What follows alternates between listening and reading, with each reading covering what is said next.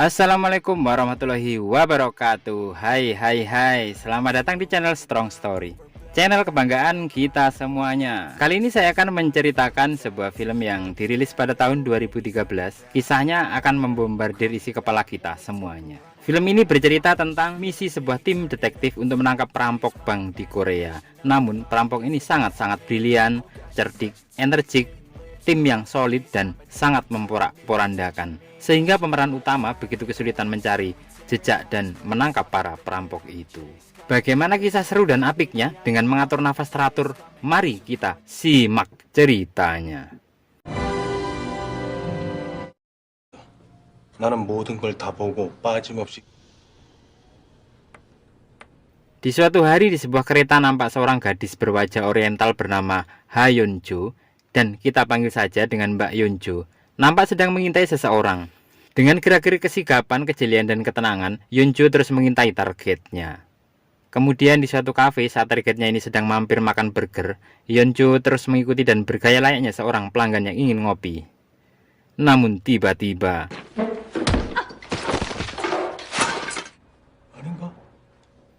Yeonjo diketahui oleh pria itu, dan ternyata kondisi ini adalah misi tes pada Yeonjo untuk masuk di bagian detektif kepolisian, dan pria itu adalah Hwang, sang kepala detektif.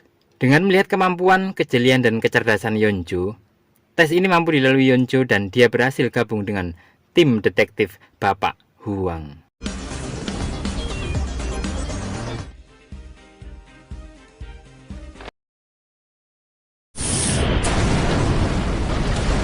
Di tempat lain nampak seorang pria bernama James. Dia adalah kepala sebuah kelompok perampokan bank. Di sini mereka sedang merencanakan perampokan, yang mana James ini memiliki alat yang bisa mendeteksi gelombang obrolan polisi dan orang-orang di sekitar. Sehingga dengan mudah dia mengkondisikan dan menghindari polisi saat melakukan aksi-aksinya.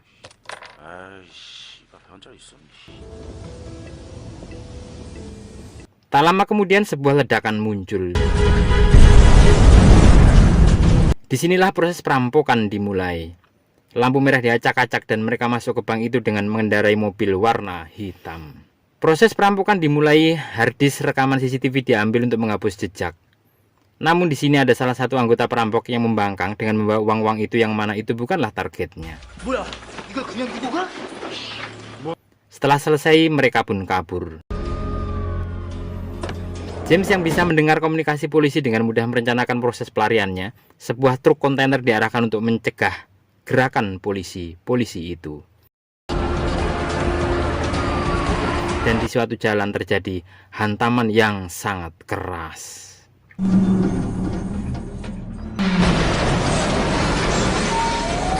Dan salah satu anak buah James, pembawa truk ini pun kabur.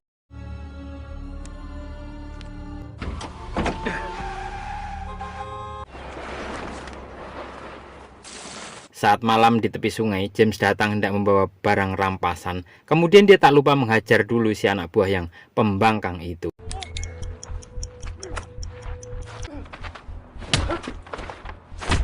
Kemudian dia pun pergi. Malam itu James menuju ke sebuah tempat sempit, dan disitulah tempat mentornya atau pelatihnya berada, sekaligus tempat orang yang memberi perintah atas perampokan itu. Kemudian nampak James mendapat perintah baru. Setelah ngobrol ala kafe ringan dengan serius, James pun pergi.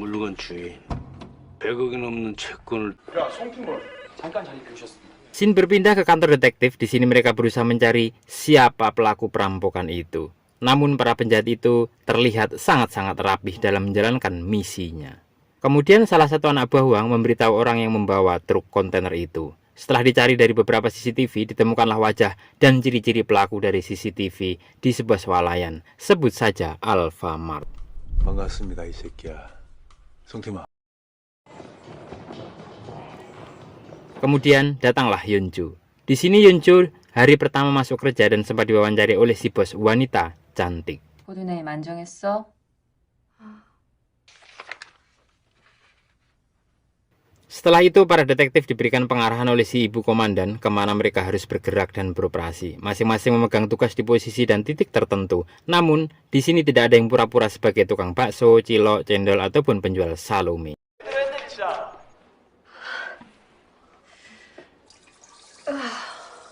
Suatu malam saat bertugas, nampak kekonyolan dari Yonjo. Saat dia pipis di toilet, si mbak cantik ini lupa mematikan mic-nya dan terdengar ke seluruh detektif itu, dan nampak Yonjo malu dan begitu sangat konyol.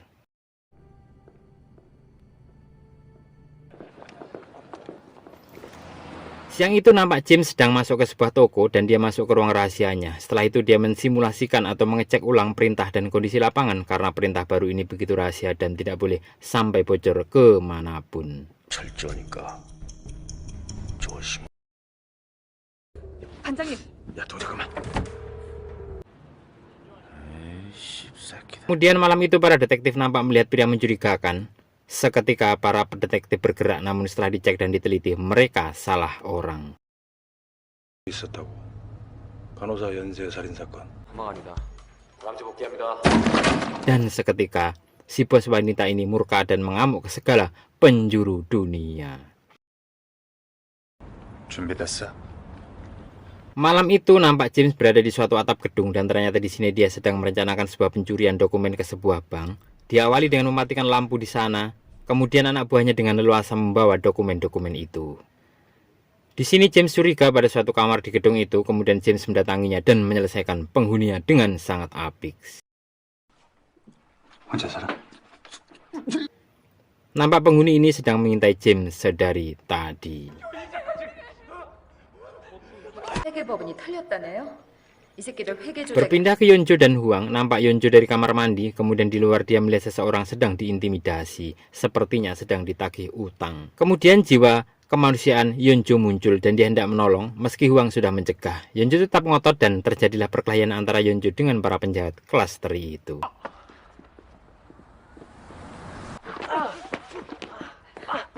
Di akhir perkelahiannya, hampir saja Yonjo terkena senjata tajam dan dengan sigap Huang membantunya.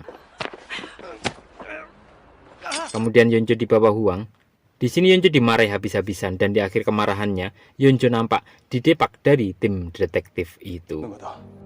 하고 싶은 걸 다 하는 순간 우리 주수 허가된 감시 대상을 넘어선 모든 행동은 절대 감정적으로 행동하는 새끼. Di markas mentornya James, Abang James menyampaikan unek-uneknya bahwa dia ingin mengakhiri itu semua atau ingin mengundurkan diri dari karir seorang perampok. Dan pesan dari mentor adalah jangan meninggalkan jejak apapun. Kemudian James pergi seketika mentor ini mengirim orang untuk membunuh James. Namun dengan cerdiknya James mampu melawannya dan menyelesaikannya pembunuh bayaran ini.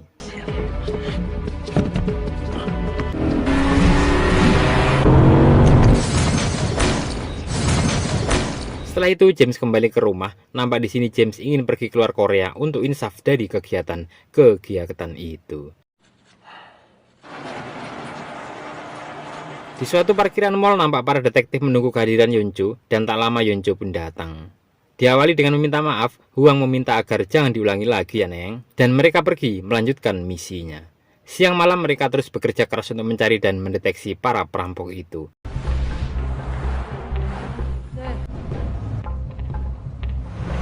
Sampai suatu malam saat Yonjo terus berpikir, ditemukanlah titik di mana tidak ada pantauan CCTV. Kemudian siang hari saat Yonjo menjelaskan kemungkinan posisi tersangka, info masuk dari tim di markas besar dan tepat sesuai penjelasan Yonjo, posisi yang akan disisir berikutnya. Setelah itu mereka melanjutkan pengintaian ke tempat berbeda. 능력이나 개성도 알아야 돼. 현장에서 믿을 수 있는. 여기. Di suatu keramaian di dekat rusun, para detektif disebar. Kemudian di pengintaian ini tersangka berjaket kuning si pengemudi truk kontainer di awal diketahui posisinya. Setelah itu Yonjo mengikutinya sampai ke sebuah apartemen.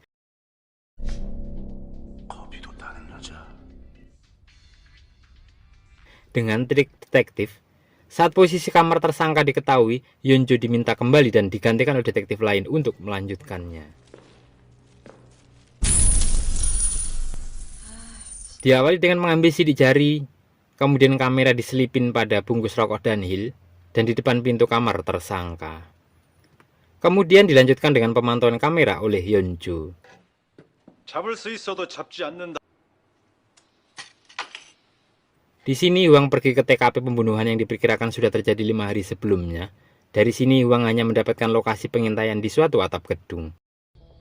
저 건물 저 꼭대기층이잖아.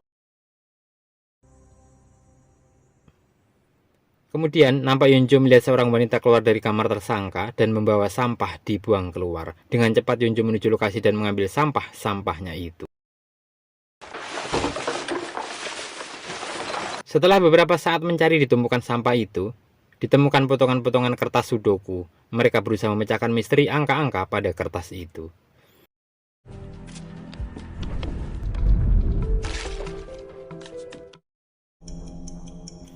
Di tempat lain, James merencanakan dan memberikan kode kepada anggotanya untuk melakukan serangan ke pasar saham dengan mendownload datanya dan meretasnya.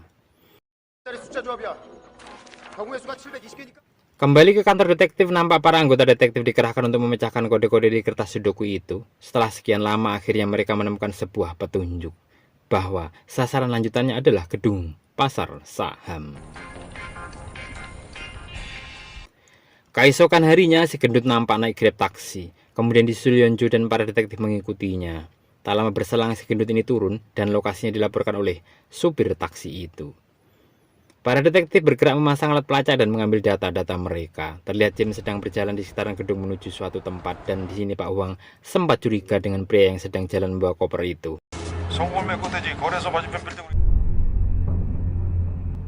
Kemudian Huang terus pergi dan berhenti di sudut gedung untuk melakukan tugas pengawasan. Di atap gedung itu nampak James sedang mengintai, namun yang membuat James ini sulit ditangkap adalah dia memiliki peralatan yang mampu mendeteksi percakapan-percakapan orang-orang di sekitar, sehingga dia tahu kalau ada detektif polisi sedang mengintai mereka. Segera James mengirim pesan pada timnya, operasi dibatalkan.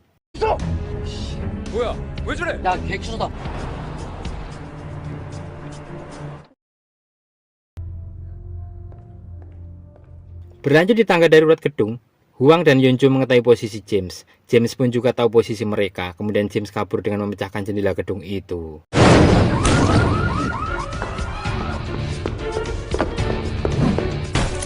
Huang pun terus mengejar bersama Yonjo sampai di sebuah taman detektif melakukan panggilan dengan teknologi canggih masuk ke telepon James. Di panggilan pertama mereka gagal mendapatkan posisi James dan dilanjutkan di panggilan kedua. Di panggilan kedua mereka berhasil mengetahui posisi James dan dilanjutkan dengan pengejaran. Sampailah di seberang jalan, James dihadang oleh anak buah Huang yang menyamar sebagai polisi lalu lintas. Namun hal yang tak terduga terjadi, anak buahnya diserang oleh James dan James pun kabur. Dan dilanjutkan dengan pengobatan anak buah Huang di rumah sakit. Di tempat lain, anak buah James dilumpuhkan oleh para polisi di jalan layang itu dan beberapa di antaranya tewas.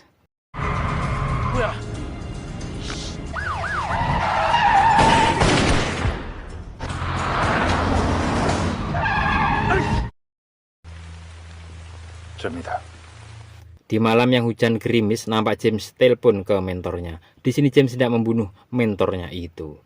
Setelah menyelesaikan para penjaga mentor itu,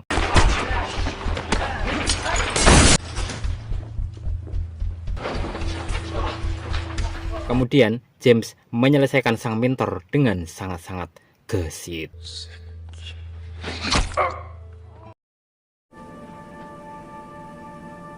Setelah kejadian penyerangan anak buah Huang yang menyebabkan meninggal, di sini Huang nampak terpukul dan Huang pun mengundurkan diri. Kemudian Yonjo yang terus memutar memori sampai ke awal kejadian di kereta api ditemukanlah sebuah tempat, yaitu National Food Mart. Dengan gesit Yonjo menuju ke sana. Saat pengintaian itu James terlihat keluar dari toko. Yonjo berusaha telepon Pak Huang, namun HP-nya mati dan di SMS lah oleh Yonjo dengan harapan saat HP-nya hidup dia mengetahuinya, dan dilanjutkan Yonjo mengejar James. Di tempat lain, Huang yang sedang berjalan di hari yang hujan nampak anak buahnya mengajak naik mobil. Saat HP dinyalakan ditemukan pesan dari Yonjo dan dengan gesit Huang mengejar lokasi Yonjo.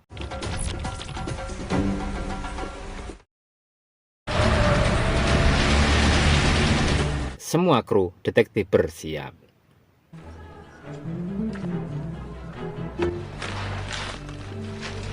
Sampailah James di sebuah kafe untuk makan bakso. Yonjo pun mengejarnya dan mengintai James. Namun tiba-tiba James duduk di depan Yonjo. Yonjo berusaha tenang dan sambil kontak ke Huang. Karena macet, Huang berlari menuju lokasi Yonjo. Saat James sedang menginterogasi Yonjo, nampak Huang masuk. Dan ini membuat James yakin mereka sedang mengintainya. Dan James pun kabur. 근데 우산도 놓고 왔잖아. Segera Huang meminta Yonju mundur dan Huang mengikutinya ke sebuah lorong. Saat itu Yonju mengetahui kalau James mencuri salah satu pisau di tempat makan itu. Dia mulai mengkhawatirkan Bapak Huang, komandannya. Dan terjadilah penyerangan pada Huang.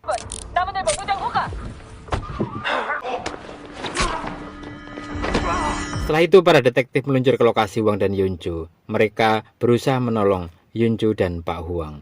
Di sini Yonju diminta Huang agar mengejar James. Segera Yonju melanjutkan pengejaran dan di dalam ambulans nampak Huang sedang diobati dan dengan semangatnya Huang meminta diberi pertolongan emergensi. Nampak bosnya Huang si ibu itu memberikan motivasi kuat pada timnya.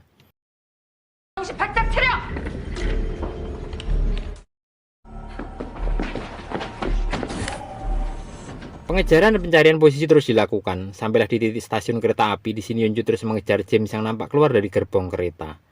Yonju kemudian kontak markas dengan HP-nya, namun terdengar sinyal yang begitu buruk. Dan Huang dengan timnya memantau CCTV untuk mengejar lokasi Yonju yang sedang mengejar James. Dan tiba-tiba sesaat setelah kereta melintas,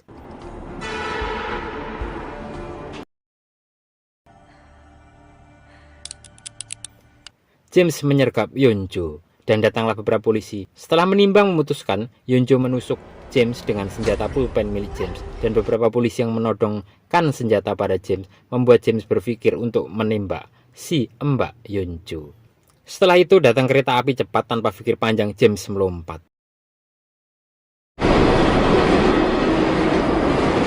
Setelah kereta lewat, para petugas dan Yonju mengejar James. Sesampainya James di sebuah terowongan, nampak Huang menghadang di ujung terowongan itu. Nampak di sini Huang tepat berada di jalur kereta api yang akan lewat. Dengan cepat si bos wanita memerintahkan menghubungi ruang kontrol kereta agar mengalihkan arah kereta api itu. Di sini Huang tetap di posisi itu karena tidak mau kehilangan sang tersangka. Dan dengan gagahnya kereta berhasil dialihkan.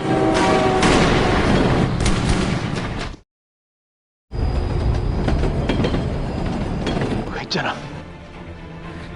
Tembakan dilepaskan oleh Huang dan James. Nampak di sini James terkena timah panas beberapa kali dan tersungkur dengan nyenyak.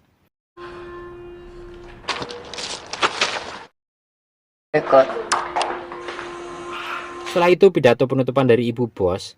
Dari penangkapan ini dikembangkan juga penangkapan pada seorang penjahat partner dari si James yang sudah diberikan red notice.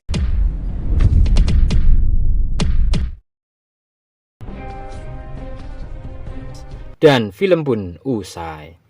Oke kawan-kawan, dari kisah ini kita belajar tentang pentingnya sebuah kerjasama, konsentrasi, kerja keras, iman, dan takwa, yang mana ini akan membawa sebuah kesuksesan dan keberhasilan. Sekian dari kami mohon pamit undur diri. Sampai jumpa di lain kesempatan. Insya Allah minggu depan kami upload lagi film yang keren. Dan akhirnya wassalamualaikum dan sukses selalu. Jangan lupa seruput kopinya ya bos.